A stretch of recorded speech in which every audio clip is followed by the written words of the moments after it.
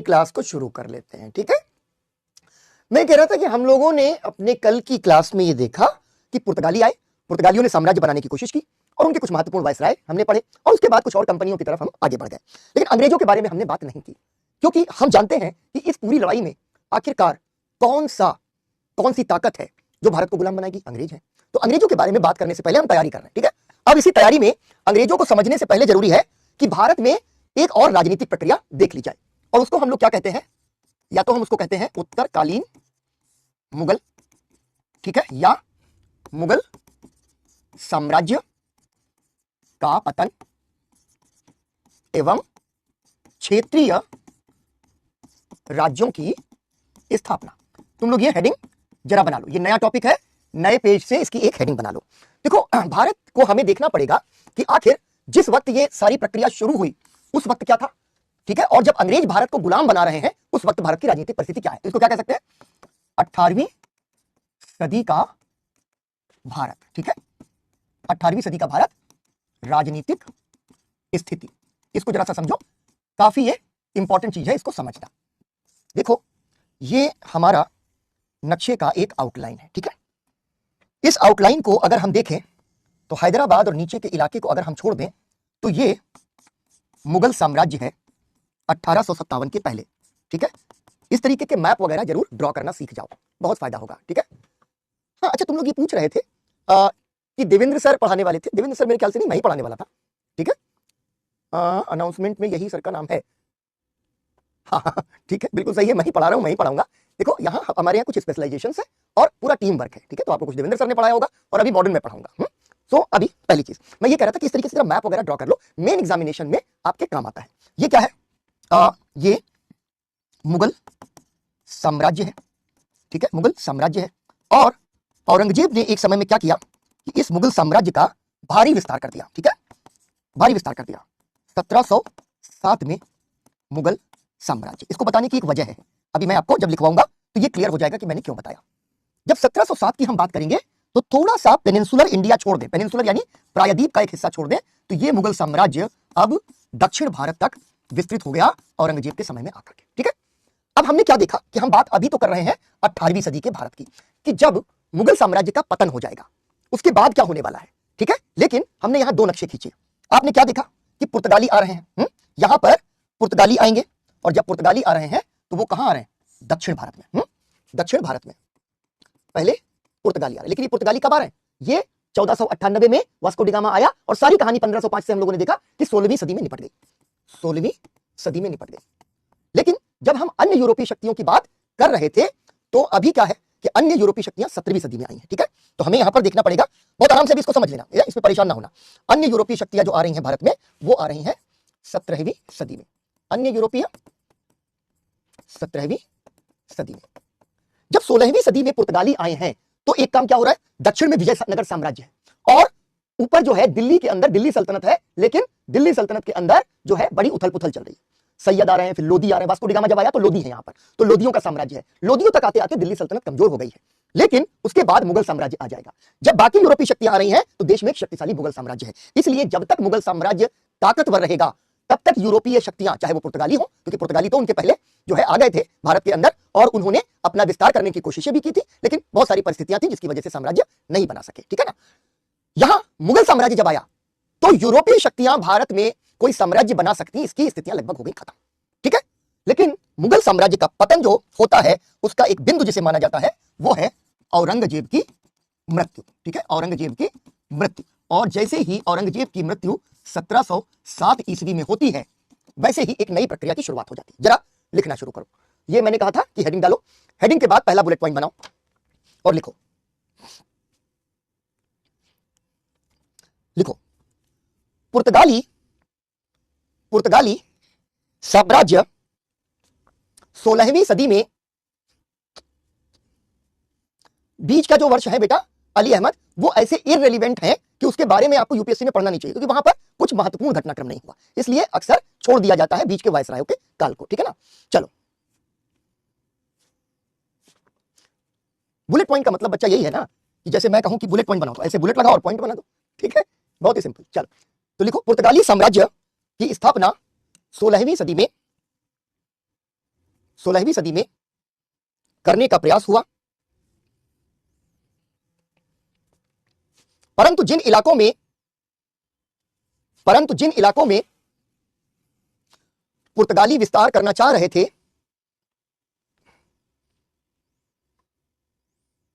वहां विजयनगर साम्राज्य एक शक्तिशाली साम्राज्य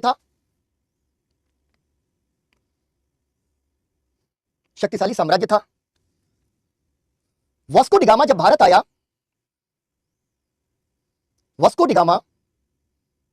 भारत आया, दिल्ली सल्तनत पतन की ओर अग्रसर थी।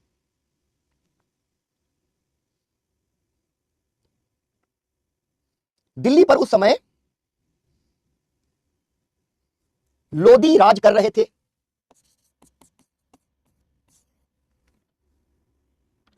परंतु जल्दी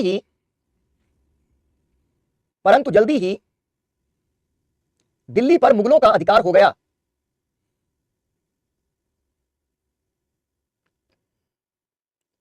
विभिन्न कारणों से पुर्तगाली गोवा के आसपास सिमट कर रह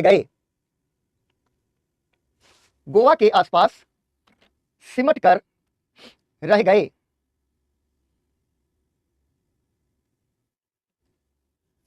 भारत में, ये अगला पॉइंट देखो, भारत में अन्य यूरोपीय शक्तियों का आगमन 17वीं सदी समझ रहे हो, 1602, 1608, 1664, ये सब 17वीं सदी है। अन्य यूरोपीय शक्तियों का आगमन 17वीं सदी में हुआ, जब मुगल साम्राज्य अपने चरम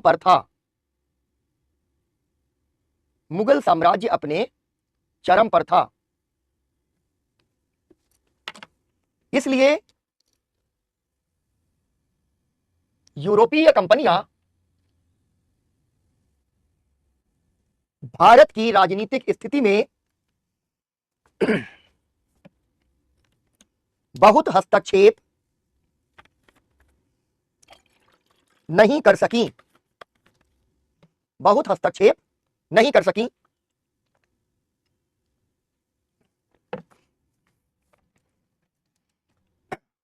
परंतु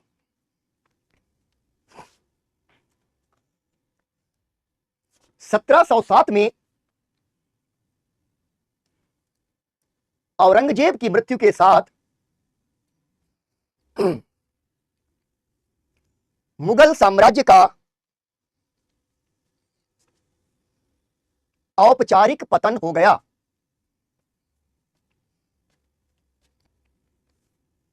ठीक है, नेक्स्ट बुलेट पॉइंट लिख लो, इसका आखिरी। औरंगजेब के बाद के सभी मुगल शासक या मुगल बादशाह उत्तरकालीन मुगल कहलाते हैं।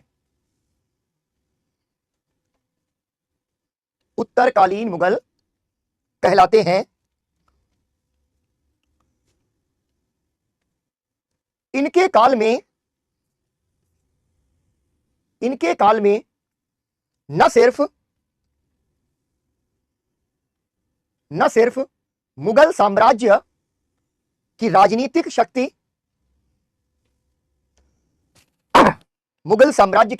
शक्ति धीरे धीरे समाप्त हो गई, बल्कि राजनीतिक विखंडन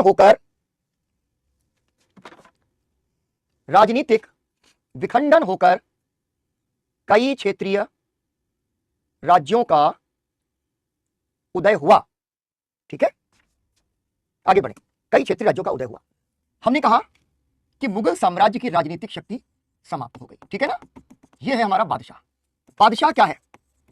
ये राजनीतिक एकता का प्रतीक है। यानी पूरे के पूरे मुगल साम्राज्य के अंदर किसका शासन चलता है, किसका डंका बजता है, तो मुगल बादशाह का डंका बजता है। लेकिन ये जो राजनीतिक शक्ति है जो 1707 में, ठीक है, 1707 तक किसी तरीके से स्थापित रही, ठीक है, औरंगजेब, और औरंगजेब का काल आपने मध्यकाल में पढ़ा है, इसलिए मैं इसको विस्तार एक बार नहीं दूंगा, ठीक है ना। अच्छा, डायग्राम बनाना था, ले लो, कर लो। बिल्कुल लोधी वंश के समय पुर्तगाली भारत आए हैं। जब भी तुम पढ़ो तो इस तरीके के तथ्यों को अपने आप जोड़ के भी देख सकते हो कि पुर्तगाली जब भारत आए हैं तो किसका शासन है, ठीक है ना। 1602, 1608 जब डच आ रहे हैं, ब्रिटिश आ रहे हैं, तो किसका शासन है, किसके दरबार में आ रहे हैं, ठीक है। उसके बाद तुमको देखना है कि जब फ्रांसीसी आ रहे हैं तो किसके दरबार में आ रहे हैं। सीधा सा सवाल पूछ दिया मैंने, ये तुम्हारी ब्रेनस्टॉर्मिंग है, जो मेरा 1 और 11 का सिद्धांत है कि फ्रांसीसी जब भारत आ रहे हैं तो किसका शासन है। ऐसा सीधा सा सवाल यूपीएससी पूछ देगा, ठीक है। सिलेबस बच्चे मैंने आज शुरुआत में तुमको बता दिया, आज मैंने ये सिलेबस दे दिया तुमको पूरा, ठीक है। ये मेरी माइक्रो लिस्टिंग मैंने तुमको आज दे दी, तो आज जब तुमको पीडीएफ मिलेगी तो ये तुमको मिल जाएगा। तो 1707 में राजनीतिक एकता का प्रतीक है, और 1707 के बाद में क्या होता है, जब औरंगजेब की मृत्यु होती है, ठीक है, कि मृत्यु होती है, तो क्या हो जाता है, यही राजनीतिक सत्ता जो है वो छोटे छोटे तमाम सारे जो है ना क्षेत्रीय राज्यों में बिखर जाती है, ठीक है ना। कई सारे क्षेत्रीय राज्य बनते चले जाते हैं। तो यानी कि ये जो प्रक्रिया है, ये क्या हुआ कि पूरा का पूरा मुगल साम्राज्य उसका राजनीतिक विखंडन हो गया। इसको कहते हैं राजनीतिक विखंडन, ठीक है। और राजनीतिक विखंडन के बाद अलग अलग जगहों पर बहुत सारे राज्य उभरते हैं जिनको हम कहते हैं क्षेत्रीय राज्य। तो एक पॉइंट लिखो जरा, एक पॉइंट लिखो। 1707 में वनडी वॉच की लड़ाई बचे ना, जब अंग्रेजों पर हम बात कर रहे होंगे और अंग्रेजों की विजय पर बात कर रहे होंगे, तो दो बातें करेंगे कि कैसे यूरोपियों को हराया, ठीक है, तो उनकी लड़ाइयां आएंगी फ्रांसीसियों के साथ, तब उस पर बात करेंगे, और फिर क्षेत्रीय राज्य जिनके बारे में पहले हम बात कर चुके होंगे उनकी बात करेंगे। सब आएगा, धीरे धीरे आएगा, ठीक है।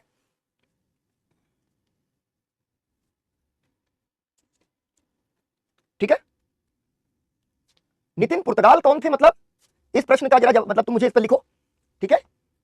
पुर्तगाल कौन थे, पुर्तगालियों की तो पूरी कहानी हो गई, पूरी राम कथा हो गई, फिर तुम कहो अच्छा रावण कौन था, राम कौन था, नहीं, पुर्तगालियों पर बात हो चुकी है। राजनीतिक विखंडन लिखो जरा। 1707 तक या 1707 में औरंगजेब की मृत्यु के साथ मुगल साम्राज्य की केंद्रीकरण की शक्ति समाप्त हो गई। केंद्रीकरण यानी बांध के रखने की शक्ति, केंद्रीकरण की शक्ति समाप्त हो गई, और मुगल साम्राज्य के राजनीतिक विखंडन, राजनीतिक विखंडन, चलो बहुत ही बढ़िया आयरा कह रही है कि मुझे बोरिंग लगता है पर आपसे पढ़ने में मजा आता है, बस बहुत ही बढ़िया, ऐसे पढ़ना है, ठीक है। केंद्रीकरण की शक्ति समाप्त हो गई और मुगल साम्राज्य के राजनीतिक विखंडन व पतन से धीरे धीरे राजनीतिक संघर्ष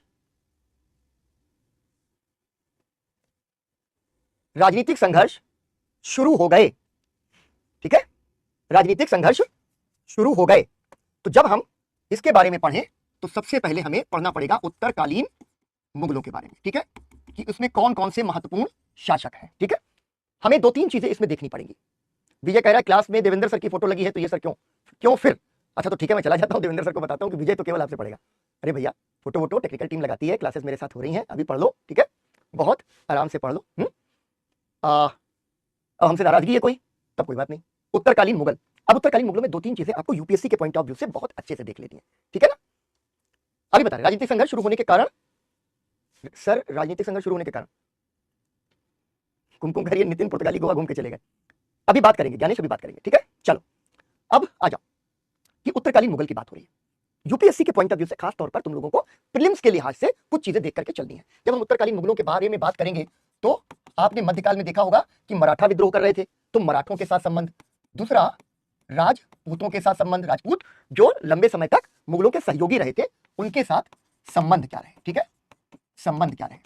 दूसरा आपको जो ध्यान देना होगा बेटा, यहीं से सवाल निकलेगा, ठीक है, जागीर संबंधी नीति, क्योंकि आपने जब मध्यकाल पढ़ा होगा तो वहां पर जागीर के बारे में भी पढ़ा होगा, और यह भी पढ़ा होगा कि मुगल साम्राज्य के पतन के लिए जागीरदारी की जो संकट था वो भी बहुत ज्यादा जो है उत्तरदायी था। इसलिए क्या होगा, जागीर संबंधी नीति उत्तरकालीन मुगलों की आपको जरूर देख लेनी होगी, ठीक है ना। तीसरी चीज, सिख, जाट, बुंदेला, ये सारे लोग विद्रोह कर रहे थे औरंगजेब के समय, आदि से संबंध, ये तीन चीजें हैं जो आपको यूपीएससी प्रीलिम्स के दृष्टिकोण से जरूर ध्यान रखनी है उत्तरकालीन मुगलों के बारे में पढ़ते हुए, ठीक है। देखो स्मार्टनेस इसमें है बच्चे कि जब तुम हिस्ट्री पढ़ो, हिस्ट्री बहुत वास्ट सब्जेक्ट है, ठीक है। जागीर तुम लोगों ने पढ़ा होगा बेटा, ठीक है। जागीर तुमने पढ़ा होगा, नहीं पढ़ा होगा समय लग जाएगा, क्योंकि मध्यकाल में आपने ये पढ़ लिया होगा कि कैसे औरंगजेब के समय तक आते आते जागीरदारी का संकट गहरा गया। मैं बता देता हूं, थोड़ा सा आपको बता देता हूं, इसलिए यहां पर इंपॉर्टेंट है। देखो मुगल क्या करते थे, ये था बादशाह, और बादशाह अपने नीचे मनसबदार बनाता था। मनसबदारी सिस्टम आपने पढ़ा होगा। हर मनसबदार को मनसब के हिसाब से जागीर दे दी जाती थी। जागीर का मतलब था कि उसको कुछ जमीन दी जाएगी। मनसब में क्या होगा, मनसब बटा होता था जात और सवार में, यानी मनसबदार को प्रशासन का खर्च चलाने के लिए एक तरीके से सेना मेंटेन करनी होती थी। जात और सवार उसके दो विभाजन होते थे, और यहां जागीर उसको एक तरीके से संसाधन के रूप में दे दी जाती थी, और यह संसाधन क्या था, भूमि, ठीक है, भूमि। जागीरें दो प्रकार की हैं, अच्छी जागीरें और बुरी जागीरें, ठीक है ना। अच्छी जागीर और बुरी जागीर। अच्छी जागीर जहां कोई बवाल नहीं चल रहा, जहां कोई संघर्ष नहीं हो रहा, जहां बड़ी आराम से किसान जो है कर दे रहे हैं, टैक्स दे रहे हैं, और वहां वो इलाके खासतौर पर जहां खूब ज्यादा फसल होती है, उर्वर इलाके हैं। मालवा का इलाका बहुत उर्वर है, गंगा यमुना इलाहाबाद कड़ा का इलाका बहुत उर्वर है। लेकिन अगर आप दक्षिण में दक्कन में चले जाइए, वहां पर खेती बहुत अच्छी नहीं है, तो वहां उत्पादकता भी कम है, और वहां मराठे विद्रोह कर रहे हैं। तो अच्छी जागीर सबको चाहिए, है ना। जागीरें और मनसब बांटे जा रहे हैं, लेकिन देने के लिए जागीर नहीं है। औरंगजेब ने क्या किया है, इस नक्शे में आप देख सकते हैं। ये जो मैंने पहले नक्शा बनाया, ये नक्शा क्या है कि मुगल साम्राज्य का लार्जली जो विस्तार है 1605 जो है में, वो यहां तक ही है। लेकिन औरंगजेब उसको खींच के दक्षिण भारत तक ले जाता है। नए इलाके जीतोगे, नए नए सामंत आएंगे, नए सामंतों को आपको क्या देना पड़ेगा, सम्मान। सम्मान का मतलब है मनसब। मनसब दोगे तो मनसब के हिसाब से जागीर देनी पड़ेगी, जागीर का मतलब जमीन, और जमीन है नहीं। ये संकट है। इसलिए जो मनसबदार है वो नाराज है, वो चाह रहे हैं कि राजा हमको बढ़िया जगह भेज दे, दूसरे को खराब जगह भेजे तो भेजता रहे। दरबार में संकट है। दूसरी चीज क्या है, इतना युद्ध औरंगजेब लड़ रहा है कि उसका खर्चा शाही खजाने पर है। पैसा कहां से आएगा, किसान पर जुल्म करके, किसान का शोषण करके। इसलिए बहुत सारी जगहों पर किसान और जमींदार विद्रोह कर रहे हैं। सिख हैं, जाट हैं, ये सारे विद्रोह क्या है, ये कृषक विद्रोह है, कृषक जातियों के विद्रोह है, ठीक है। बड़ी लंबी कहानी है, तो मैं बहुत छोटी सी चीज आपको बता रहा हूं कि इस वजह से कि चूंकि ये माना जाता है कि जागीरें अब नहीं है, जमीन नहीं है बांटने के लिए जागीर के तौर पर, तो जब आप मनसबदारी और जागीरदारी का ये जो सिस्टम है, ये सिस्टम जब संकट में पड़ा तो मुगल साम्राज्य भी संकट में पड़ गया, क्योंकि यहीं से उसकी सेना और यहीं से उसके संसाधन दोनों आते थे। तो मनसबदारी जागीरदारी में जागीरदारी संकट आ गया, और औरंगजेब उसका सोल्यूशन खोज नहीं पाया। इस वजह से उत्तरकालीन मुगलों को पढ़ते समय जागीरदारी को ध्यान आपको रखना पड़ेगा, ठीक है ना। चलो तभी संघर्ष शुरू हो रहे हैं, अभी देखना, अभी और आगे तुमको समझ में आएगा। चलो इसको ऐसे लिखा रहने देता हूं, ठीक है, तुम लोगों के रेफरेंस के लिए लिखा रहने देता हूं, ठीक है। तो ये तुमको ध्यान रखना है, ऐसे पढ़ना है। अब आ जाओ यहां पर, अब हम एक एक करके उत्तरकालीन मुगलों की बात करेंगे। औरंगजेब की मृत्यु के बाद जो बादशाह बना, मुगल बादशाह, वो है बहादुर शाह। आयुष करेंगे बेटा बात, ये सवाल ले लिया है मैंने, बाद में बात करूंगा, ठीक है। मोहित बाद में बात इस पर करूंगा। तो ये 1707 में औरंगजेब खत्म हुआ, ये 1707 में पहला शासक बना, ठीक है। औरंगजेब के बारे में आप सब जानते हैं, और ये ध्यान रखना, आप लोग पूछते हो कि इतिहास सर करंट अफेयर से कितना जुड़ा होता है। अभी तो आपने देखा कि करंट अफेयर्स की अगर हम बात करें तो औरंगजेब को लेकर के बड़ी कंट्रोवर्सी हुई। ये तक कहा गया कि उसकी कब्र को खोदो। अब खोद के पता नहीं अंदर क्या मिलेगा, 1707 में मरा था, अंदर कुछ मिलेगा भी कि नहीं मिलेगा, लेकिन उसकी कब्र हटा देनी चाहिए, उसका मकबरा हटा देना चाहिए, ठीक है ना। अभी नहीं लिखना है, अभी नहीं लिखना, रुक जाओ। तो यहां पर क्या है कि ये औरंगजेब है कट्टरपंथी। जैसे ही औरंगजेब मरता है, बहादुर शाह जो है उदारवादी हो जाता है। उत्तरकालीन मुगल औरंगजेब से एकदम उलट है। तो बहादुर शाह, पहली हेडिंग लिखो, बहादुर शाह 1707 से 1712, ठीक है। पहला बुलेट पॉइंट, औरंगजेब की कट्टरतावादी नीतियों, औरंगजेब की कट्टरतावादी नीतियों के विपरीत उदार और मेल मिलाप की नीति, उदार और मेल मिलाप की नीति, ठीक है। पूर्ण विराम लगाओ। औरंगजेब की राजनीतिक व धार्मिक नीतियों को बदलते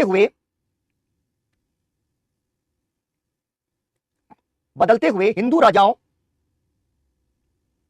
और सरदारों के प्रति सहिष्णु, ठीक है, सहिष्णु, मंदिर आदि ना तोड़ने की नीति, मंदिर आदि की नीति, मतलब इसके समय में मंदिर नहीं तोड़े गए, मंदिर आदि ना तोड़ने की नीति। जजिया की वसूली पर रोक, ठीक है, जजिया वसूली वो धार्मिक नीति से संबंधित हो गया, जजिया वसूली पर रोक। अभी तुम देखना, तुम्हें क्या सिखाऊंगा, जजिया को लेकर के प्रश्न अगर हम लोग लंबे समय तक, मतलब आप लोग तो 10 साल 12 साल देख लेते हो प्रीवियस ईयर क्वेश्चन पेपर्स, लेकिन अगर आप देखिए कि यूपीएससी का जो इतिहास है, जजिया संबंधी प्रश्न बड़े महत्वपूर्ण प्रश्न है, इसलिए इस पर आपको ध्यान रखना है। और जजिया पर सवाल कैसे आएगा वो भी मैं बताऊंगा। तो जजिया वसूली पर रोक, जजिया क्या है, बॉक्स बना लो, मध्यकाल में पढ़ा होगा आपने, ठीक है, गैर इस्लामिक धर्मावलंबियों पर कर, ठीक है ना। तो बहादुर शाह ने आते क्या किया, जजिया पर तुरंत रोक लगा दी, ठीक है। इसके बाद क्या किया, जो मैंने आपको कहा कि ये देखना है आपको कि मराठों राजपूतों के साथ इसके संबंध सबके क्या रहे, और खास तौर पर मराठों के साथ संबंध क्या रहे, ठीक है ना। रिलीजियस टेक्स्ट है ना, एक तरीके से जो मुस्लिम नहीं है उनको एक तरीके का सुरक्षा कर देना पड़ता है, जिसका नाम है जजिया। अब क्या हुआ, शुरुआत में इसने सोचा कि राजपूतों पर हम अपना नियंत्रण बना लें, लेकिन बहुत जल्दी उस नीति से अलग भी हट गया। तो पॉइंट के तौर पर लिखो, इसमें समझाने के लिए बहुत कुछ नहीं है, लिखो शुरुआत में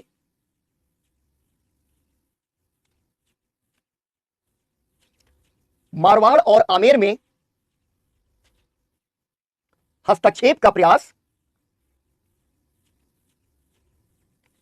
मारवाड़ और आमेर में हस्तक्षेप का प्रयास, परंतु राजपूतों के भारी विरोध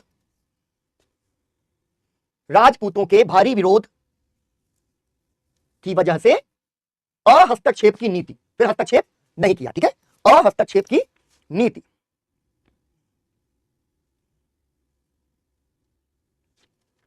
अगला पॉइंट लिखो, मराठों के साथ नीति और डैश लगाओ। अगला सवाल यूपीएससी में, अगर मतलब उत्तरकालीन मुगलों में जो मोस्ट प्रोबेबल क्वेश्चन है, जजिया पर सवाल आ सकता है, अभी सारे उत्तरकालीन मुगल देखोगे समझ में आएगा। दूसरा सवाल जहां से आ सकता है वो थोड़ा राजपूताना से आ सकता है, मिर्जा राजा सवाई जयसिंह वगैरह पर। तीसरा सवाल जो आ सकता है वो यहीं से आ सकता है कि मराठों के प्रति क्या नीति रही है उत्तरकालीन मुगलों की। ये ध्यान रखना मेरी बात, एकदम बेटा फोकस होकर पढ़ाई करो, वरना इतना डीप सब्जेक्ट है कि गोता लगाते रह जाओगे और इतिहास में जो है ना एक को मोती नहीं मिलेगा, ठीक है। बिल्कुल करवाएंगे आयुष, पीवाईक्यूज भी हम लोग करेंगे। सहायक संधि और सबकी प्रक्रिया अभी आएगी ज्ञानेश बच्चे, अभी तो पार्टी शुरू हुई है, अभी क्यों परेशान, ठीक है। बुलेट पॉइंट के अंदर हमने कहा मराठों के प्रतिनिधि और डैश लगवाया। अब देखो इसको लिखो, मिडिवल में पढ़ा होगा तुमने, तुरंत कनेक्ट कर जाओगे, ठीक है। लिखो, मराठा सरदारों को दक्कन की सरदेश मुखी दी,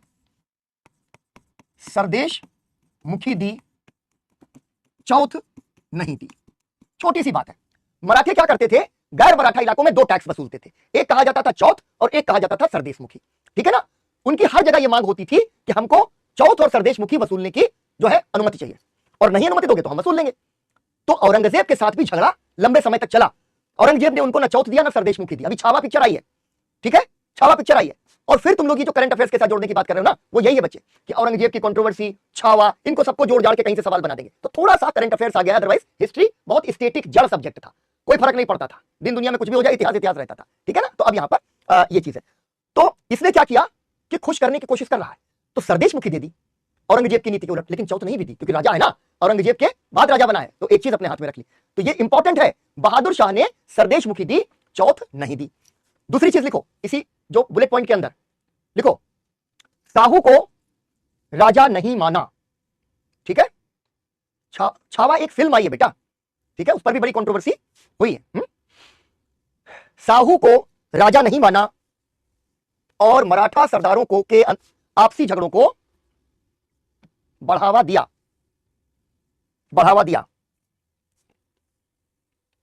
1708 में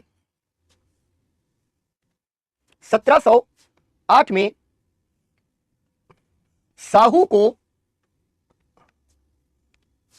को अभी ये सब चीजें समय पर शिवाजी, संभाजी, साहू, पेशवा, सारी कहानी मराठा साम्राज्य में जब पढ़ेंगे तब खोल देंगे। अभी केवल ये ध्यान रखो कि मराठों से संबंधित है, शिवाजी के पोते हैं, ठीक है। साहू को मुगल कैद से आजाद कर दिया, ठीक है, मुगल कैद से आजाद कर दिया। औरंगजेब ने इनको गिरफ्तार कर लिया था, जेल में डाल दिया था, और बहादुर शाह ने इनको रिहा कर दिया। इंपॉर्टेंट क्वेश्चन हो गया, ठीक है। साहू को रिहा किया। अब ये ध्यान रखना, सब मराठों से संबंधित चल रही पॉलिसी और करंट अफेयर से जुड़ी हुई है, ठीक है। अब ये क्या कर रहा है, आगे अभी जब चलेंगे तो देखेंगे, जब मराठों के बारे में पढ़ेंगे, लग तो रहा है कि साहू को रिहा कर दिया, लेकिन साहू के रिहा होने के बाद मराठों में आपस में झगड़े शुरू हो जाएंगे। उनके बारे में अभी बात नहीं करेंगे, पिक्चर जरा बढ़िया चले, ठीक है, वो अभी बढ़िया चले। डिंपल मेघवानी, क्यों पूछ रहे हो बेटा, क्यों पूछ रहे हो जरा बताओ, कोई समस्या लग रही है तो यहां पर बात करो, वरना बैच कोऑर्डिनेटर से बात करो, और अगर आपको लगता है कि नहीं यहां नहीं पढ़ना है तो आप छोड़ के चले जाओ। मुझे ना ऐसा ना कि कभी कभी मुझे थोड़ा बुरा लगता है। बुरा क्या लगता है कि यूपीएससी की तैयारी आप लोग कर रहे होते हो और तैयारी की शुरुआत में इतना ईगो आ जाता है कि आप बेटर जज हो हर चीज के। ठीक है बच्चे, एक तरफ अगर मैं अपनी डिग्रीज रख दूंगा ना तो दूसरी तरफ आपके वजन के बराबर हो जाएंगी। ठीक है, ध्यान रखना इस चीज को। तो ये सवाल अब बाद में नहीं आने चाहिए कि कहां से आ रहे हैं, कौन पढ़ा रहा है, कौन नहीं पढ़ा रहा है। आपका पढ़ने से ज्यादा मन इस सवाल में लगा हुआ कि कौन पढ़ा रहा है, कौन नहीं पढ़ा रहा है। ठीक है ना, चलो। तो मैंने क्या कहा कि उन सारी कहानियों पर हम लोग आगे आएंगे। अब अगली चीज लिखो कि इसने सिखों के साथ भी संघर्ष को टाला। तो लिखो जरा पॉइंट, गुरु गोविंद सिंह। ठीक है, गुरु गोविंद सिंह सिखों के ये गुरु थे। ठीक है ना, गुरु गोविंद सिंह के साथ बेहद सम्मानपूर्ण व्यवहार किया, पत्नी को भी गिरफ्तार किया गया था। बिल्कुल ठीक है, सम्मानपूर्ण व्यवहार किया, उन्हें 5,000 मनसब प्रदान किया गया, 5,000 मनसब प्रदान किया गया, और सम्मान में खिल्लत। खिल्लत क्या होता था, एक तरीके की पोशाक होती थी। आजकल तुम लोग फिल्म्स में देखते होगे ना, बड़े बड़े पंचे वाला इतना इतना बड़ा हाथ होता है उसमें, तो वो खिल्लत उड़ा के सम्मान किया जाता था। और सम्मान में खिल्लत, खिल्लत ऐसे लिखा जाता है, खिल्लत प्रदान किया गया। ये बहुत बड़ी बात होती थी कि बादशाह किसी को अपने हाथों से जो है खिल्लत पहनाए। ठीक है ना, परंतु पूर्ण विराम लगा के, परंतु गुरु गोविंद सिंह के बाद, गुरु गोविंद सिंह के बाद बंदा बहादुर, बंदा बहादुर के विरुद्ध सख्त रुख अपनाया, सख्त रुख अपनाया, और उनके विरुद्ध अभियान में ही बहादुर शाह की मृत्यु हुई। यह ध्यान रखना है, यहां से सवाल आ सकता है। ठीक है, बंदा बहादुर के विरुद्ध यह अभियान का नेतृत्व कर रहा था। अभियान में लड़ते समय नहीं, लेकिन अभियान में जब था उसी समय इसकी मृत्यु हो गई। तो उत्तरकालीन कौन सा ऐसा मुगल है जो बंदा बहादुर के खिलाफ लड़ते समय जो है काल कवलित हो गया। ठीक है, गुरु गोविंद सिंह के प्रति उसका जो सम्मान है उसको भी देखना है। ठीक है ना, अगला पॉइंट लिखो, हमने कहा देखना जरूरी है सिखों के बाद जाट बुंदेला वगैरह के साथ कैसा संबंध है। लिखो आखिरी पॉइंट इसमें लिखो, चूड़ामन जाट, ये जाटों के शासक है दिल्ली के पास, अभी इनके बारे में बात करेंगे। ठीक है, चूड़ामन जाट और छत्रसाल बुंदेला के साथ मित्रतापूर्ण संबंध रखा। ठीक है, मित्रतापूर्ण संबंध रखा। एक पॉइंट इसमें और लिख लो, जागीरदारी संकट का समाधान, last bullet point Bahadur Shah में, जागीरदारी संकट का समाधान नहीं खोज सका और अंधाधुंध जागीरें बांटी। अंधाधुंध, ठीक है, अंधाधुंध जागीरें बांटी। बच्चे, गुरु गोविंद सिंह की मृत्यु होने के बाद उनके एक शिष्य थे जिन्होंने सिखों को फिर से संगठित किया और उनका नेतृत्व किया। तो ये उनके धार्मिक राजनीतिक नेता बन गए, बंदा बहादुर। ठीक है, उसी संदर्भ में बात हो रही। सिखों के बारे में जब बात हम लोग अलग से करेंगे तब उनके बारे में पढ़ लेंगे। अगर इसको अलग अलग करके नहीं समझाऊं तो एक ही चीज इतनी कॉम्प्लिकेटेड हो जाएगी कि तुम लोग परेशान हो जाओगे। ठीक है, इसलिए इसको ऐसे धीरे धीरे खोलना है। ठीक, अब देखो क्या हुआ। औरंगजेब खत्म हुआ, बड़ी आराम से बहादुर शाह राजा बन गया। ठीक है, बहादुर शाह ने अंधाधुंध जागीरें बांटी अली। ठीक है, औरंगजेब की मृत्यु के बाद कोई उत्तराधिकार का संघर्ष नहीं हुआ, बहादुर शाह राजा बन गया। लेकिन एक बहुत बड़ी यहां पर घटना होने वाली है जिसको देख लो, जहां से सवाल आएगा। बहादुर शाह के बाद उत्तराधिकार संघर्ष। उत्तराधिकार संघर्ष क्या होता है, राजा कौन बनेगा। ठीक है, वैसे तो होता था कि शासक ने कह दिया कि ये राजा बनेंगे, लेकिन मुगलों के यहां उत्तराधिकार का कोई स्पष्ट नियम नहीं था, इसलिए बार बार झगड़े होते हैं। औरंगजेब के बारे में इतनी सारी बात करें, बहुत पढ़ लिया है, छोटी सी कहानी सुना दे कि औरंगजेब जो है उसको शासक नहीं बनना था, बादशाह बनने का नंबर उसका नहीं था, बादशाह बनने का नंबर था दारा शिकोह का। ठीक है, शाहजहां चाहता था कि दारा शिकोह राजा बने, लेकिन औरंगजेब जो है सेनापति अच्छा था, झगड़ालू किस्म का था, दारा शिकोह एकदम अलग था। ठीक है, तो यहां पर दारा शिकोह अगर राजा बन जाता तो भारत की कहानी कुछ और हो जाती। वो तो अकबर का, वैसे तो अकबर का परपोता हुआ वो, लेकिन वो अकबर का बाप था एक मामले में। अकबर ने जिस तरीके से देश के तमाम समुदायों को जो है, धर्मों को, लोगों को जोड़ा, उदार सहिष्णु नीति अपनाई, वो उसके भी बहुत आगे था, बहुत आगे। दारा शिकोह मेरा मतलब पसंदीदा कैरेक्टर है मेडिवल हिस्ट्री का, दारा शिकोह। बहुत सारे हैं लेकिन एक दारा शिकोह भी है। चूड़ामन जाट और छत्रसाल बुंदेला, ठीक है ना, छत्रसाल बुंदेला, हाँ लिख दिया कुमकुम ने, ठीक है। चलो अब क्या हुआ कि उत्तराधिकार का युद्ध शुरू हो गया। उत्तराधिकार के संघर्ष के बारे में हम लोग क्या कह रहे थे, पहले भी उत्तराधिकार के संघर्ष हो रहे हैं, औरंगजेब के समय हुए हैं, बहादुर शाह के समय भी थोड़ा बहुत झगड़ा वगड़ा हुआ। लेकिन अभी क्या होता था, दो तरीके के उत्तराधिकार संघर्ष होते थे। एक होता था शहजादों के बीच संघर्ष, कि पता चला चार जो है बेटे हैं, चारों लाठी लिए खड़े हैं कि हम राजा बनेंगे, हम राजा बनेंगे, ठीक है, चार में से कोई एक राजा बन जाएगा, ठीक है ना। अब यहां पर बिल्कुल आयरा होता क्या है, बच्चे की इतिहास को जब तुम पढ़ो तो ऐसे सवाल बार बार आते हैं, यार ये हुआ होता तो कितना अच्छा होता, लेकिन इतिहास ऐसा होता नहीं है। खैर, दूसरा क्या हो गया कि शहजादे लड़ते थे आपस में और सामंत उनका साथ देते थे, सामंत उनका साथ देते थे। लेकिन उत्तराधिकार का जो नया ये संघर्ष शुरू हो गया, वहां पर क्या हो गया कि सामंत आपस में लड़ने लगे, शहजादे कठपुतली बन गए। ये बहुत ध्यान से देखना क्यों हो रहा है, ये भी तुमको अभी समझ में आ जाएगा। दो तरीके का उत्तराधिकार संघर्ष हो सकता है। ऐसे समझ लो कि कोई बहुत अमीर आदमी है, उस अमीर आदमी के बहुत सारे बेटे हैं, उसके बाद उसका काम कौन संभालेगा उसको लेकर के बेटों में संघर्ष है। तो बहुत सारे जो कर्मचारी हैं वो किसी न किसी बेटे का पल्लू पकड़ लेंगे। कुछ लोग एक बेटे का समर्थन कर रहे होंगे, कुछ लोग दूसरे बेटे का समर्थन कर रहे होंगे। लेकिन मामला पलट जाए, बैंक का मैनेजर, हमारा जो मैनेजर है काम का, हमारा सीए, हमारे और तमाम तरीके के जो पावरफुल लोग हैं, वो आपस में ये तय करने लग जाएं, वो आपस में लड़ाई करने लग जाए और बेटों को अपनी कठपुतली बना ले कि हम इस बेटे को बनाना चाहते हैं। यही हो गया, पहले शहजादे लड़ रहे हैं, सामंत उनका साथ दे रहे हैं, अब सामंत लड़ रहे हैं और शहजादे उनकी कठपुतली बन गए, ठीक है ना। ये ठीक है ना, ये बात हो गई। क्यों हो गई, अभी हमने क्या कहा था, सबको चाहिए जागीर, जागीर, ठीक है ना, अच्छी जागीर सबको चाहिए। इसलिए ये सामंत ये सोचने लग गए कि हमें राजा को कठपुतली बना करके अपने फायदे की जागीरें लेनी है, ठीक है। तो एक पॉइंट लिखो, बहादुर शाह के बाद जो है आगे एक पॉइंट लिखो और उसके पहले हेडिंग डाल दो जहांदार शाह, लिख लो जहांदार शाह, ठीक है, ऐसे लिखो और उसमें पहला पॉइंट लिख लो, बहादुर शाह की मृत्यु के बाद उत्तराधिकार संघर्ष का स्वरूप ही बदल गया।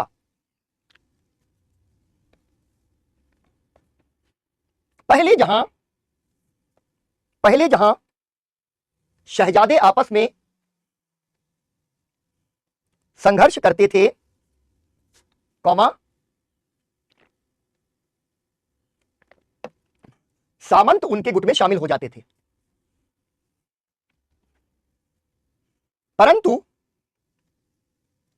परंतु अब सामंत आपस में लड़ने लगे और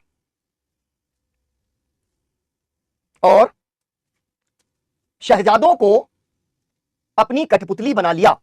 कठपुतली बना लिया क्यों कहते हैं, उंगलियों पे न जाना ना, अपनी कठपुतली बना लिया।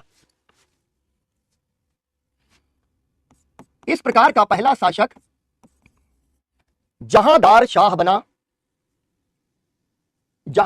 बना, जिसे उसके शक्तिशाली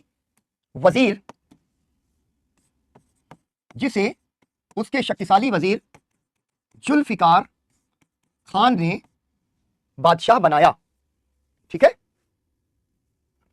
यह है बेटा राजा, ठीक है, यह है राजा। राजा के नीचे उसके जो है ना बहुत सारे सरदार होते हैं, ठीक है। ऐसे सरल शब्दों में समझो, मंत्री हो सकते हैं, मंत्री कहा जा सकता है, उनको उमरा कहा जा सकता है और उनको सामंत भी कहा जा सकता है। ये लोग कौन है, राजा इनके साथ मिलकर अपना शासन चलाता है, ठीक है। तो यहां यही वजीर है, तो ये वजीर जुल्फिकार खान इसको राजा बनाता है। अब देखो हुआ क्या, एक चीज समझ लो, बादशाह जो बन रहा है, जैसे उत्तराधिकार के संघर्ष में चार शहजादे लड़ रहे हैं, जीतेगा कौन, जो सबसे योग्य होगा वही ना जीतेगा। योग्यता का पैमाना क्या होगा, बहुत तरीके का पैमाना है, लेकिन जिसने दांव पेच लगाए, जिसके पास सेना ज्यादा थी, जिसके पास ताकत थी, ठीक है। क्या लिखा है बेटा, ये बताओ कौशलेंद्र, डेली नोट्स क्लास में कुछ अलग लिखा है, मैं कौन सा लिखूं सर, बताओ जरा, कोई पॉइंट बताओ तो मैं समझ पाऊंगा। नहीं सोनाली, बड़े बेटे को राजा बनाने की जो नीति है वहां पर नहीं थी, ठीक है। इंडिया में इतने कारनामे किए सब, इंडिया जो लोग कहां सोए थे, ठीक है ना। कौशलेंद्र ये बताओ बेटा, ये इंपॉर्टेंट कुछ तुम पूछ रहे हो, इसका मैं जवाब दूंगा। तो यहां पर क्या होगा कि 4 शहजादे लड़ रहे हैं, वही ना जीतेगा जो सबसे योग्य होगा, जो तेज होगा। तो राजा तेज है, बहादुर शाह तेज है, लेकिन अब क्या हुआ है कि जब बहुत सारे सामंत आपस में लड़ रहे हैं, बहुत सारे उमरा आपस में लड़ रहे हैं, बहुत सारे जागीरदार मनसबदार लड़ रहे हैं, तो उनमें जो सबसे बढ़िया होगा, सबसे तेज होगा, सबसे चतुर होगा, वही ना जीतेगा। और जब जो उमरा है, जो जागीरदार है, जो मनसबदार है, वो अगर ताकतवर है तो वो कभी ताकतवर राजा नहीं चाहेगा। ठीक है, वो क्या चाहेगा, वो चाहेगा कमजोर राजा। तो यहां क्या हो रहा है, ये जो है जुल्फिकार खान बहुत मजबूत है, बहुत मजबूत शासक है, बहुत ही चतुर है, विद्वान है और योग्य है, लेकिन ये क्या चाहेगा कि इसका जो राजा है वो 1 नंबर का गधा हो। तो जहांदार शाह जो है ना 1 नंबर का गधा है, बहुत बड़ा, अयोग्य है, कमजोर है, पतित है, कान का कच्चा है। ये एक चीज देखनी है तुमको सवाल के लिहाज से, अभी क्यों बता रहा हूं ये समझ में आएगा। अयोग्य भी है, पतित है, गंदा काम करता है, मतलब कुछ भी कर ले, बादशाह वाला ग्रेसी नहीं है, ठीक है ना, कमजोर है, और साथ ही साथ कान का बहुत कच्चा है। कान का कच्चा क्या कहते हैं, कान का कच्चा होता है वो कि किसी की बात सुने, कोई आकर के कान में कह दे कि भैया तुम्हारे तो कान ही नहीं, कौवा कान ले गया, बस कौवे के पीछे दौड़ लिए, नहीं देख रहे हैं कि कान है कि नहीं, इसको कहते हैं कान का कच्चा। ठीक है, तो यहां पर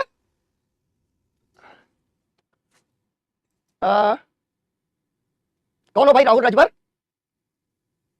भाषा कौशलेंद्र अलग हो सकती है, भाषा अलग हो सकती है। ये राहुल राजभर कौन है, ये पहली बार तुम दिख रहे हो राहुल राजभर, क्या ड्रामा देख रहे हो तुम, अब तो होगी पढ़ाई। राहुल राजभर कौन है, जरा पहले जो है बैच कोऑर्डिनेटर बताएं। ऑफलाइन क्लासेस में एक फायदा होता है, ऐसे खड़ा करता हूं 2 मिनट के अंदर भगा दूंगा। तुम कौन होते हो राहुल राजभर, ये बताने वाले, किसको पढ़ाना होगा किसको नहीं पढ़ाना होगा, इंट्रूडर हो, बैच खराब करने आए हो यहां पर, ये है कौन राहुल राजभर, ये आया है, तब मैं आगे बढ़ूंगा। ऑफलाइन क्लास में टीचर ने, ठीक है ना, हो गए आईएएस ज्वाइंट सेक्रेटरी लेवल, जो तुम्हारा ये बदतमीजी की बात कर रहे हो तुम, ठीक है, करो एनालाइज करो, यहीं पे एनालाइज करो, एनालाइज करो। ये है तुम्हारे बैच में परमानेंट भी है, इसको पहले ब्लॉक करिए बैच कोऑर्डिनेटर। तुम्हारे नौकर बैठे यहां पर सारे लोग, करके इनको भेज दिया जाता है कि किसी दो कौड़ी के, पता है तुमको किससे, बीए एमए, ठीक है, दो जो है बहुत ही prestigious, JRF, MPhil, PhD, history का हाईएस्ट अवार्ड लेकर के यहां पर खड़ा हूं। किंग्स कॉलेज से लेकर के दुनिया भर के जो कॉलेजेस हैं वहां के बच्चे मेरे जो है पढ़ाए हुए वहां पर पढ़ रहे हैं, जाने कितने सारे ब्यूरोक्रेट बात करने आया है, बदतमीज कहीं का। ये नहीं पड़ेगा इस क्लास के अंदर, अब इनका बिल्कुल भी कोई जो है वो मुझे दिखना नहीं चाहिए, कोई भी कमेंट नहीं दिखना चाहिए, ये प्लीज। चलो, अच्छी वाली क्लास चल रही है, ठीक है, अच्छी वाली क्लास चल रही है, उसमें आकर के अचानक से पैराशूटिंग करता है। ये खूब देखें, घबराने की जरूरत नहीं है, खूब देखें। ये ऑनलाइन बैचेस के अंदर इस तरीके के कुछ लोग भेजे जाते हैं कि आपको वहां खराब कर देना है, जो भी अच्छा चल रहा है उसको डिस्टर्ब कर दो। अब वो तुरंत अपील करेगा, सब लोग देखो, सब लोग एनालाइज करो, तो ठीक है, पीडब्ल्यू में मत पढ़ो, कहां पढ़ो, कहीं और पढ़ लो जाकर, यही करने के लिए आते हैं, यही करने के लिए भेजे जाते हैं। ठीक है, चलो वापस आते हैं, लंबी सांस। मैंने हमेशा कहा है कि मेरा गुस्सा भी बड़ा खराब है, और बाकी मतलब वो आता नहीं है जल्दी, अच्छी बात है। चलो, तुम अब यहां पर क्या हो रहा है कि जहांदार शाह यानी राजा बड़ा कमजोर हो रहा है, राजा बहुत कमजोर है और उसके वजीर बहुत ताकतवर है। तो अब इस पे लिखना शुरू करो, ठीक है, अगला पॉइंट लिखो। जहांदार शाह के साथ अयोग्य मुगल बादशाहों का क्रम शुरू हो गया, क्रम शुरू हो गया। हालांकि जुल्फिकार खान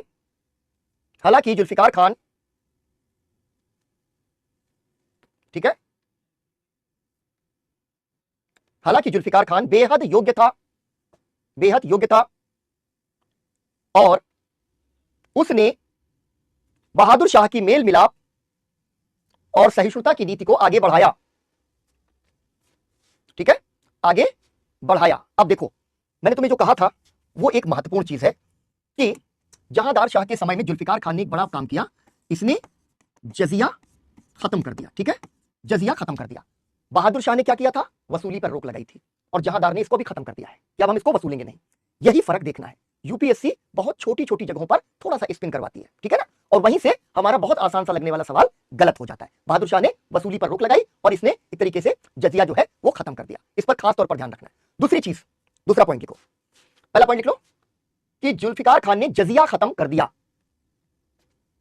जजिया बेटा अभी बताया मैंने 2 मिनट पहले, मतलब ये देखो कि जो कोई भी ऐसा थियोक्रेटिक धर्मशास्त्री राज्य होता था तो वहां जो इस्लाम को ना मानने वाले धर्मावलंबी होते थे उन पर एक टैक्स लगाया जाता था, उसको कहते थे जजिया, ठीक है। एक चीज क्या हो गई, जुल्फिकार खान ने जजिया खत्म कर दिया। इसके ब्रैकेट में लिख लो, बहादुर शाह ने वसूली रोकी थी, ठीक है। बहादुर शाह ने वसूली रोकी थी। जब भी कोई फैक्ट एक ही तरीके का हो तो उसको थोड़ा डिफरेंशिएट जरूर कर लेना, ठीक है। दूसरी चीज लिखो, आमेर के राजा जय सिंह। अच्छा, आमेर क्या है? राजस्थान से कोई होगा तो बता देगा तुमको। जयपुर, दिल्ली से जब जयपुर की तरफ बढ़ो ना तो उसके ठीक पहले आमेर का किला पड़ जाता है, वही आमेर है। आमेर के राजा जय सिंह, ठीक है। आमेर में राजा जय सिंह बहुत बहुत ही पराक्रमी राजा है, इनके बारे में अलग से बात करनी होगी, ठीक है। आमेर के राजा जय सिंह को मिर्जा राजा की पदवी दी, को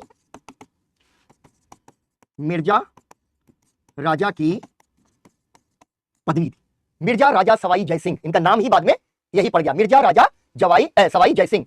और प्लस इनको बहुत अच्छी जागीर दे दी, मालवा की जागीर दे दी और सूबेदार बना के भेज दिया। ये मध्यकाल के बहुत सारे टर्म्स हैं, क्योंकि हम लोग उत्तरकालीन मुगल पढ़ रहे हैं। सूबेदार, राज्य का प्रशासक, एक तरीके से गवर्नर समझ लो, ठीक है। तो मालवा की सूबेदारी, ये तथ्य प्रीलिम्स के दृष्टिकोण से महत्वपूर्ण है। क्यों? क्योंकि राजा जयसिंह महत्वपूर्ण है। तो मिर्जा राजा सवाई जयसिंह की उपाधि इनको किसके समय में मिली? जहांदार शाह के समय में मिली, ठीक है ना। इसी समय में इन्होंने एक और काम किया, वहां राजस्थान के राजपूताना के एक और महत्वपूर्ण शासक को बहुत अच्छी जो है पदवी दे दी। पदवी से मतलब होता है बेटा उपाधि, टाइटल, ठीक है। टाइटल कि उनके अपने नाम के आगे लगा लिया जाए, जैसे नाम के आगे डॉक्टर लग जाता है, डॉक्टर सौरभ वाजपेयी, है ना। तो ये उपाधि है, वही पदवी है। तो उसी तरीके से राजा इनको पदवी देता है। अगला पॉइंट लिखो, मारवाड़ के राजा अजीत सिंह को, मारवाड़ के राजा अजीत सिंह को महाराजा की पदवी और गुजरात की सूबेदारी दी, गुजरात की सूबेदारी दी। तीसरी चीज जो बहुत हमने कहा है, जिस पर आपको ध्यान रखना है, मराठों को सरदेशमुखी बहादुर शाह ने दे दिया था वसूलने का अधिकार, चौथ नहीं दिया था। इन्होंने क्या किया? सरदेशमुखी और चौथ दोनों दे दी। तो लिखो, मराठों को सरदेशमुखी और चौथ, ठीक है, प्रदान की। क्या आप सरदेशमुखी भी रखिए और चौथ भी रखिए, लेकिन इन्होंने एक उसमें पेंच लगा दिया। मराठे वसूलते थे अपनी सेना की ताकत के बल पर, तो जब अपनी सेना की ताकत के बल पर आप वसूलेंगे ना तो ताकत आपके पास आ जाएगी। इसने क्या कहा जुल्फिकार ने जहांदार के समय कि चौथ सरदेशमुखी दोनों टैक्स आपको दिए गए, लेकिन वसूलेंगे हम, यानी वसूलेंगे मुगल और मराठों को दे देंगे। यह फर्क आपको ध्यान रखना है। सरदेशमुखी और चौथ प्रदान की, परंतु सूबेदार मध्यकाल का एक टर्म है, जो मुगलों के समय में जो प्रांत के अंदर प्रशासक भेजा जाता था, गवर्नर सरीखा, उसको सूबेदार कहा जाता था, ठीक है। तो वही सूबेदारी है बेटा। अभी चौथ और सरदेशमुखी मैंने दोनों आपको पीछे भी जिक्र आया था, बताया है। गैर मराठा क्षेत्रों से वसूले जाने वाले कर हैं, ठीक है, दो टैक्स हैं। ये मराठे वसूलते थे और इसी ताकत के बल पर मराठों का दबदबा था कि जो जहां पर वो खुद राज्य कर रहे थे उसके अलावा जहां पर राज्य नहीं कर रहे थे वहां से दो कर वसूल लेते थे। चौथ 1/4%, चौथ का मतलब कि 1/4 लेंगे, 10% सरदेश मुखी लेंगे, ठीक है।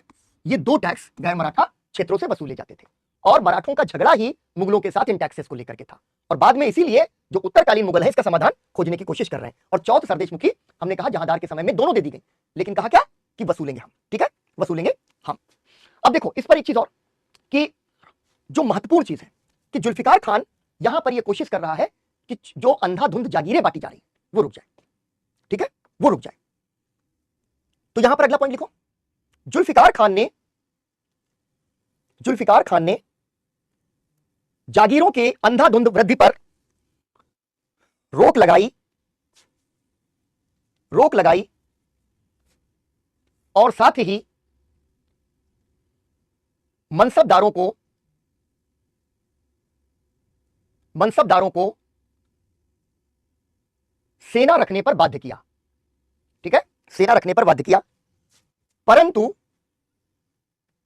उसे जागीरदारी संकट का समाधान करने का समय नहीं मिला, ठीक। एक बहुत महत्वपूर्ण फैक्ट यूपीएससी को पढ़ा जो है प्रिय है, ये इस तरीके के तथ्य लिखो। जुल्फिकार खान ने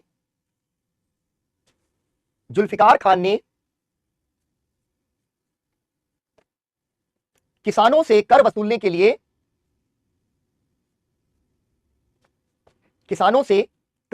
लिए इजारेदारी प्रथा की शुरुआत की। और यह बहुत इंपॉर्टेंट फैक्ट है, इसको तुम लोग रख लेना अपने दिमाग में कि यह पूछा जाने वाला प्रश्न है। यानी कर वसूलने के लिए ठेका देना शुरू किया, इजारेदारी प्रथा शुरू की, यानी कर वसूलने के लिए ठेका देना शुरू किया। ठीक है, अब देखो यहां पर और आगे कहानी आ गई। हमने देखा कि बहादुर शाह के बाद उत्तराधिकार का संघर्ष ऐसा हो गया जहां शहजादे कठपुतली बन गए, लेकिन अब क्या होने लग गया, 1713 में कुछ ऐसा हो गया, अगला जो बादशाह बैठा वो बैठा फर्रुखसियर, और फर्रुखसियर ने जहांदार शाह की हत्या कर दी। मतलब अब एक दूसरे की हत्या करने लग गए। ध्यान रखना है कि पहला ये ऐसा मुगल बादशाह है जिसकी बादशाह रहते हुए हत्या कर दी गई, इसलिए ये एक इंपॉर्टेंट फैक्ट बन जाता है। तो अगली हेडिंग डालो फर्रुखसियर। ठीक है, और ब्रैकेट में लिखो 1713 से 1719। फर्स्ट पॉइंट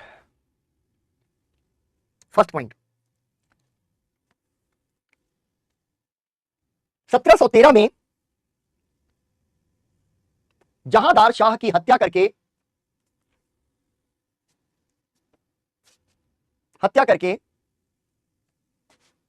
फर्रुखसियर बादशाह बना। फर्रुखसियर बादशाह बना, परंतु उसके समय में भी वास्तविक ताकत सैयद बंधु के हाथ में थी। वास्तविक ताकत सैयद बंधु के हाथ में थी, जिन्हें राजा बनाने वाले या किंग मेकर्स कहा गया।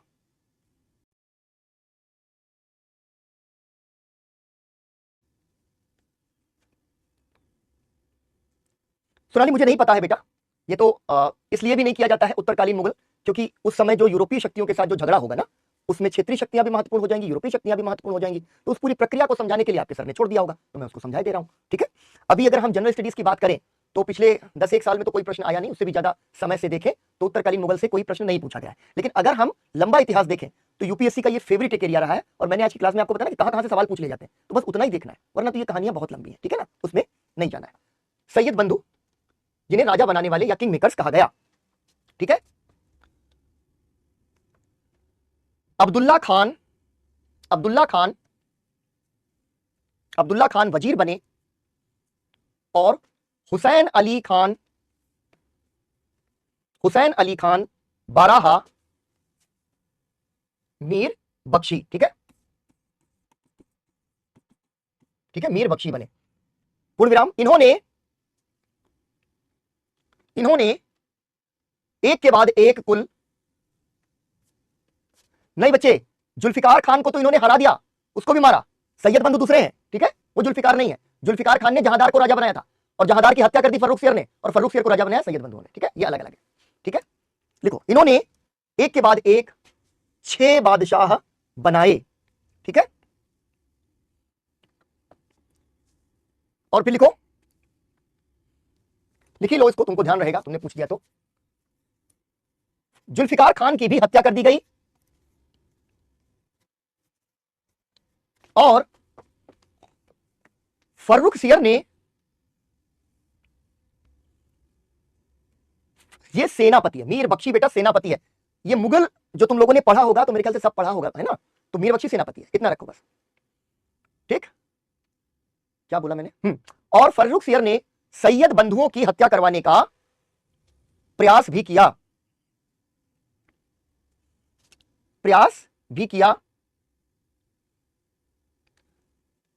इसलिए, पूर्ण विराम लगाओ, इसलिए फर्रुखसियर का काल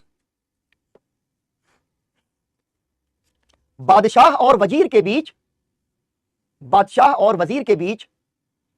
संघर्ष का काल भी माना जाता है। यही प्रश्न आ सकता है, सीधा पूछ लेंगे। ठीक है ना, कि निम्न में से किस एक उत्तरकालीन मुगल का शासनकाल बादशाह और वजीर के बीच संघर्ष का काल माना जाता है? ठीक है, का काल भी माना जाता है। 1700, ठीक है, 1719 में अंततः सैयद बंधुओं ने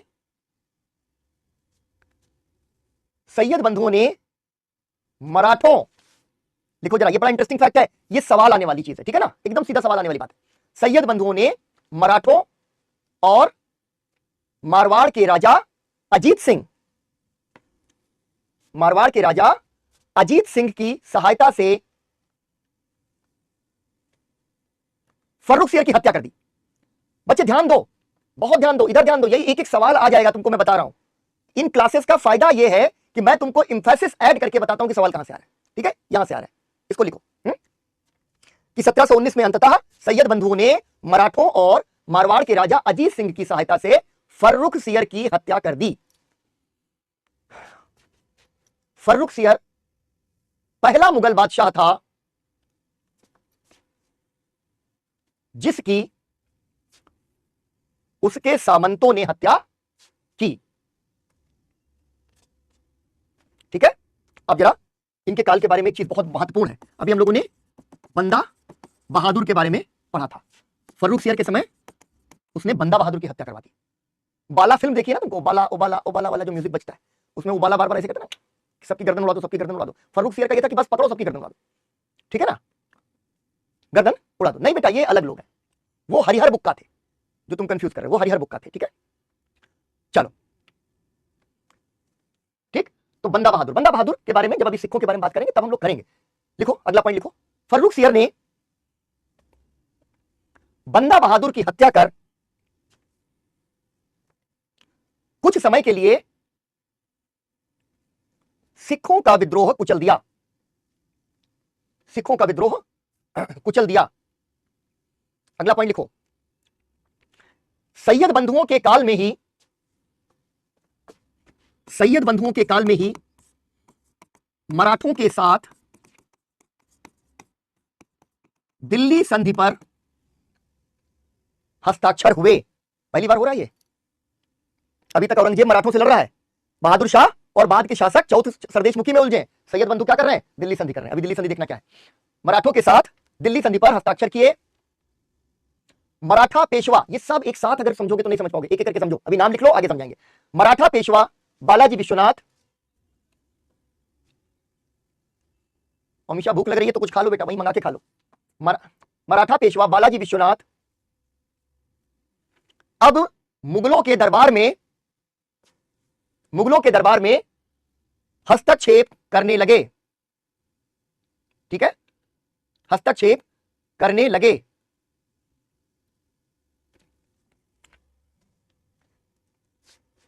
बालाजी विश्वनाथ की शह पर, शह का मतलब समझते हो तुम लोग, बढ़ावा देना। ठीक है, कि तुम जाओ बेटा उनके 2 थप्पड़ मार के चले आओ, हम हैं, वो वाली शह। ठीक है, तो बालाजी विश्वनाथ की शह पर, ऐसे लिखो, शह और मात का खेल होता शतरंज में, शह पर ही सैयद बंधुओं ने फर्रुख सियर की हत्या की थी। ठीक है, अब देखो ये ज्यादा राजा वाजा नहीं होंगे। आखिरी राजा आया, इतना लंबा जिया कि तुम्हारी जो है यूपीएससी पढ़ाई आसान कर दी।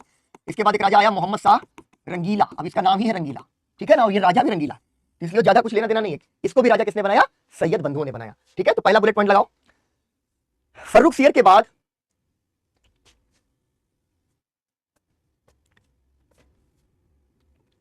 बाद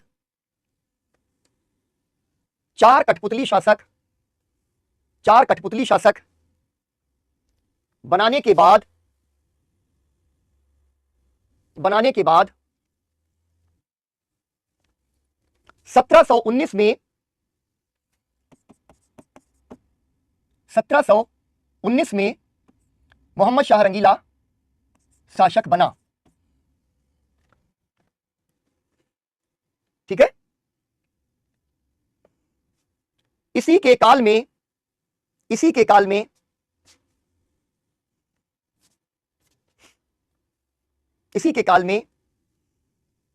मुगल साम्राज्य के विघटन और क्षेत्रीय राज्यों के उदय की प्रक्रिया शुरू हुई। ठीक है, शुरू हुई। सैयद बंधु, इसको लिख लो, सैयद बंधु 1720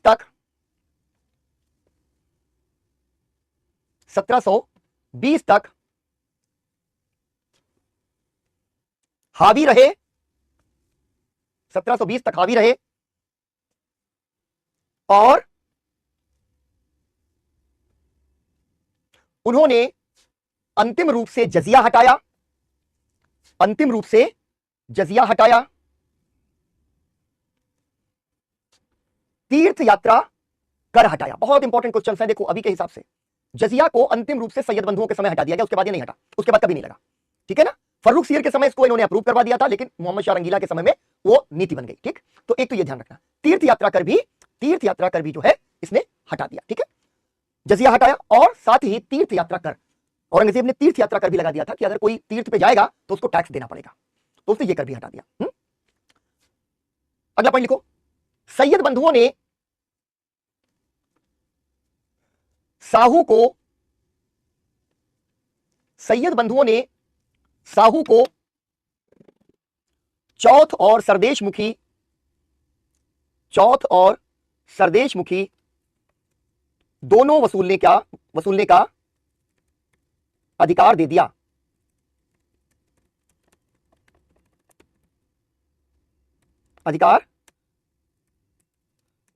ठीक है, ये बड़ा इंपॉर्टेंट फैक्ट हो गया। क्यों हो गया? क्योंकि मराठों के साथ इतने दिनों से जो चौथ सरदेशमुखी वगैरह का खेल चल रहा था, दिल्ली संधि कर ली और उनसे कहा कि साहू जो है वो अब चौथ और सरदेशमुखी दोनों वसूल सकते हैं, ठीक है।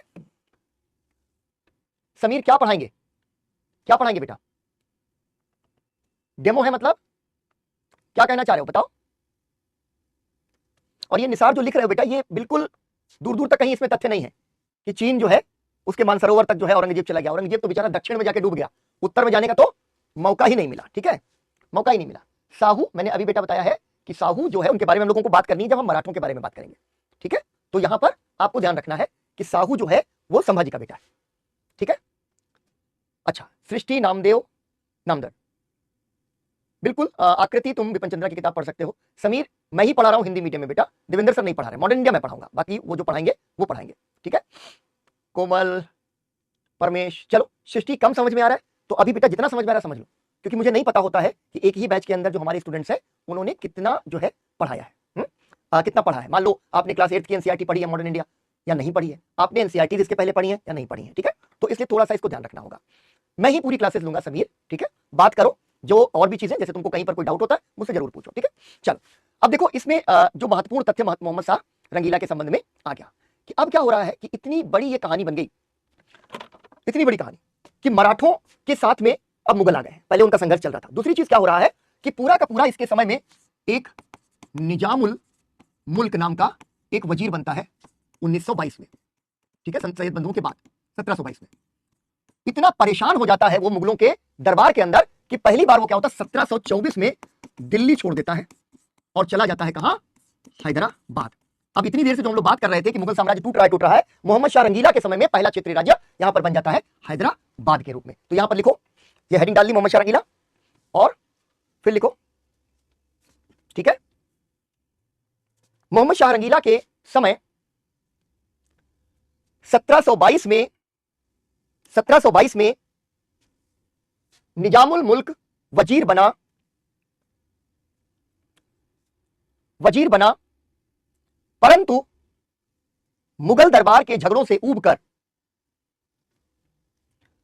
बिल्कुल समीर हो गए, ठीक है ना, सिमरन, तुम लोग बेटा ना एनसीईआरटी जरूर पढ़ो साथ में, बात तभी समझ में आएगी। हिस्ट्री जानते हो, हिस्ट्री इतना कठिन सब्जेक्ट है अपने आप में, उसको सरल से सरलतम ढंग से मैं पढ़ा रहा हूं आपको। जो है ना कहानी, नैरेटिव पूरा समझ में आ जाएगा, बहुत इंपॉर्टेंट फैक्ट समझ में आ जाएंगे, और सबसे जरूरी बात कि यूपीएससी की जो तैयारी आप कर रहे हो ना उसमें सवाल निकालने की कला समझ में आ जाएगी, ठीक है ना। पंडित पांडे, ठीक है ना, वो मैं जो बार बार कह रहा हूं बेटा कि यूपीएससी के दृष्टिकोण से तुमको ना बीच में कई बार कुछ ऐसे कालखंड आते हैं, जैसे 15 के बाद का कालखंड है, ठीक है, और उसके बाद 29 तक कुछ ऐसा हुआ ही नहीं जो यूपीएससी तुमसे पूछे, तो जब पूछेगे नहीं तो तुम पढ़ोगे नहीं, ठीक है ना। इस वजह से ये ब्रेक कर दिए जाते हैं हर जगह, तुमको किताबों में भी ये ब्रेक आमतौर पर मिलता है, तो उसकी चिंता नहीं करो, केवल और केवल तुमको अपनी जो है ना स्ट्रेटेजी पर कायम रखना है, बिल्कुल करना है बेटा। पीडब्ल्यू का जो स्टडी मटेरियल है वो आप जरूर देख सकते हो, ठीक। चलो अभी आगे बढ़ो। परंतु दिल्ली में मुगल दरबार के झगड़ों से ऊबकर वो हैदराबाद चला गया, जहां शकूर खेड़ा के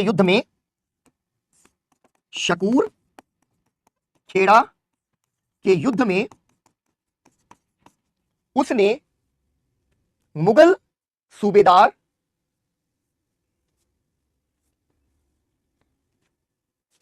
ठीक है, मुगल सूबेदार मुबारिज खान को मुबारिज खान को पराजित कर हैदराबाद की नींव रखी। ठीक है, हैदराबाद की नींव रखी। अब जरा मोहम्मद शाह रंगीला की बात अभी आती रहेगी, क्योंकि बहुत सारे घटनाक्रम इस दौरान यहां पर होने हैं। अभी कितना टाइम हो गया, तुम लोगों को भूख भी लग गई है? हाँ, 2-4-5 मिनट है। तो एक चीज और देख लो, मोहम्मद शाह रंगीला यहां पर मैंने लिखा है। एक सवाल बन सकता है कि उत्तरकालीन मुगलों से, बहुत ज्यादा डीप क्वेश्चन यहां से नहीं बनेगा, एक सवाल यह बन सकता है कि कभी तुमको कोई क्रम लगाने को दे दिया जाए। तो आपने देख ही लिया कि औरंगजेब के बाद मोहम्मद शाह रंगीला तक तो आपने पढ़ा, लेकिन इसके बाद मोहम्मद शाह रंगीला के बाद मुगल बादशाहों पर हमारा ध्यान कम हो जाएगा, क्योंकि बाकी घटनाएं बिल्कुल अलग अलग तरीके की हो गई। ठीक है ना? नहीं बेटा, मैं सबके कमेंट देखता हूं, लेकिन इतने कमेंट्स आते हैं कि अगर मैं कमेंट देखूंगा, ठीक है, तो फिर कहानी एकदम खत्म हो जाएगी। जैसे अब ये पंडित है अपना, पंडित पांडे, ईस्ट इंडिया कंपनी को ईस्ट इंडिया कंपनी क्यों कहते हैं, ये मैंने पहले ही बताया हुआ है, कल की क्लास में बताया हुआ है, अब मैं इसको फिर से दोहराऊंगा। ठीक है, स्पेक्ट्रम और विपिन चंद्रा वाली जो डिबेट चल रही है, अगर कुछ स्टूडेंट्स ने स्पेक्ट्रम पढ़ना शुरू कर दिया है तो आप उसको पढ़ते रह सकते हो। ठीक है, मेरा उसमें कोई ऑब्जेक्शन नहीं, मेहनत कर डालिए और अच्छे खासे चैप्टर्स उसके कर डाले तो आप स्पेक्ट्रम पढ़ लो। अगर नए सिरे से पढ़ना है तो तुम लोग जो है विपिन चंद्रा खरीदो। ठीक है, तीसरी चीज कि एनसीईआरटी को पढ़ना बेहद जरूरी है, मैं आपको ये कहता हूं और जोर देकर के कहता हूं। क्यों एनसीईआरटी नहीं पढ़ोगे अगर, तो तुम्हारा फ्लो मेंटेन नहीं होगा। ठीक है, आखिरी चीज जो मैंने ओरिएंटेशन की क्लास में आपको कही है कि देखो, उस बात को ध्यान रखना कि अगर आप ये सोचोगे कि आपको कोई अपनी ओर से मेहनत नहीं करनी है और सारी चीजें यहां से आपको मिल जाएंगी, तो दिल्ली यूनिवर्सिटी नहीं है या यूनिवर्सिटी सिस्टम नहीं है जहां मैं तुमको 10 सवाल करवा दूं जिसमें से 5 तुम्हारे आ जाएंगे। ऐसा होता है, 10 सवालों की तैयारी करवा दी, 5 वहां पर आ गए। यहां पर तो बहुत अनप्रेडिक्टेबल एग्जाम है, तो मेहनत आपको बहुत ज्यादा करनी पड़ेगी। ठीक है ना? चल, अब यहां आज मैं इसको रोक देता हूं, क्योंकि अगली जो चीज है थोड़ी सी डिटेल है, क्योंकि ये भी चलेगा जो क्षेत्रीय राज्यों का जो उदय है वो हम लोग आगे उसके बारे में कल पढ़ेंगे भी। एक चीज लेकिन मैं कहना चाह रहा हूं, ठीक है ना,